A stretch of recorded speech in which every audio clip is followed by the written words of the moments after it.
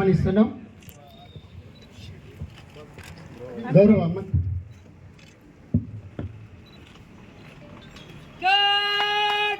राष्ट्रीय सैनिक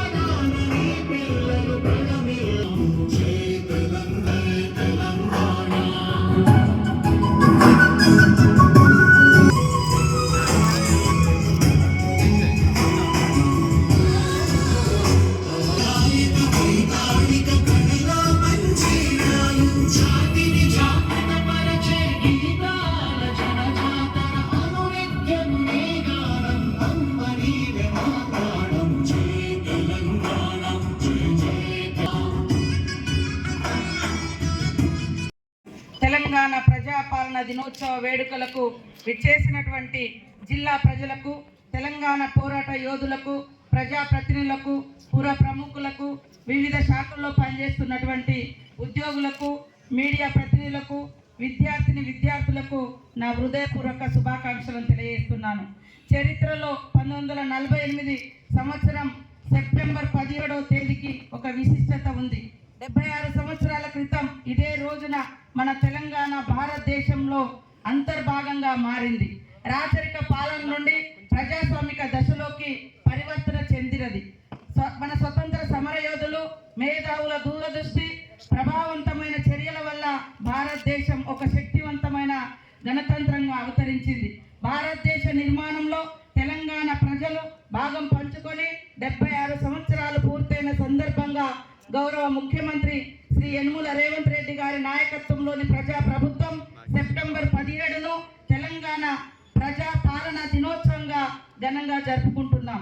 తెలంగాణ ప్రజాస్వామిక స్వేచ్ఛ పొందడం కోసం ఆదివాసీ పోరాట యోధుడు కొమ్రం భీం తన అమరత్వంతో చరిత్రను లిఖించిన దొడ్డి కొమ్రయ్యలతో పాటు నాటి పోరాటానికి నాయకత్వం వహించినటువంటి మహనీయులు రావి నారాయణ రెడ్డి గారు, స్వామి రామానంద తీర్థ, భీమరెడ్డి నరసింహారెడ్డి, వీరవనిత చాకలి ఐలమ్మ, ప్రజా ఉద్యమానికి సేనాధిపతిగా నిలిచిన ఆరుట్ల రామచంద్రారెడ్డి, ఆరుట్ల కమలాదేవి, బొమ్మగాని ధర్మభిక్షం గౌడు, దేవులపల్లి వెంకటేశ్వరరావు, బద్దం ఎల్లారెడ్డి వంటి ప్రజా నేతల త్యాగాలను సగర్వంగా స్మరించుకుందాం.